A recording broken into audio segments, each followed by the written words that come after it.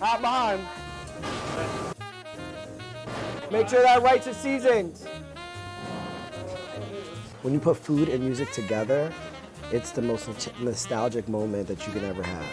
You're listening to something amazing, you slice into the piece of steak, you bite it, that steak gives you joy, or you're eating leeks yassa and it gives you joy, and then you hear this sound and this tune, and those two things together are just impeccable. It doesn't matter what's playing. If there's amazing jazz playing behind us, or if there's 90s hip hop and R&B. So that's what I'm trying to always put together. That's what's key to me. Food and music go extremely well together. Music's always been running through my blood. You know how to fry fish, I don't gotta teach you that. Great Lake perch, out of the water 3 days, super local here in Ann Arbor, Michigan. We marinated in egg whites. So the secret to getting the fish crispy is in a potato starch cornmeal crust. The potato starch reacts with the egg white and makes it puff and get nice and crispy. Perch in the window, chef.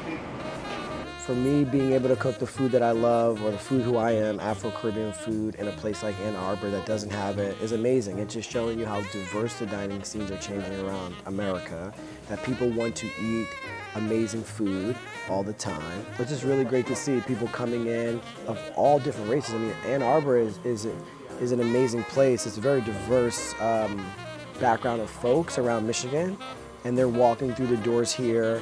They're eating something they don't have, and they're really falling in love with the food. They don't have to travel somewhere to get that anymore. So this is my Papi Williams red beans and rice. Find it in my cookbook, The Simple Art of Rice. Got some hand hocks and andouille sausage, a lot of aromatics. It's amazing having a family traditional recipe, my Papi Williams recipe, at Blue Llama Jazz Club. Makes sense because he was also a lover of jazz. Look at that rice, look at that rice. That's that Carolina Gold. All right, the one key with red beans and rice, it's red beans and rice. So you always want to have more red beans than rice. Having rice on the menu in a fine dining establishment, I think makes a statement.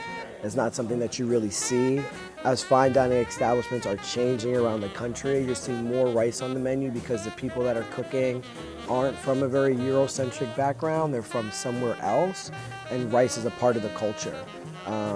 So rice on somebody's menu is a statement. If you do it right, it's impeccable, it's amazing, it tastes good. But you'll always see rice on all the menus I cook.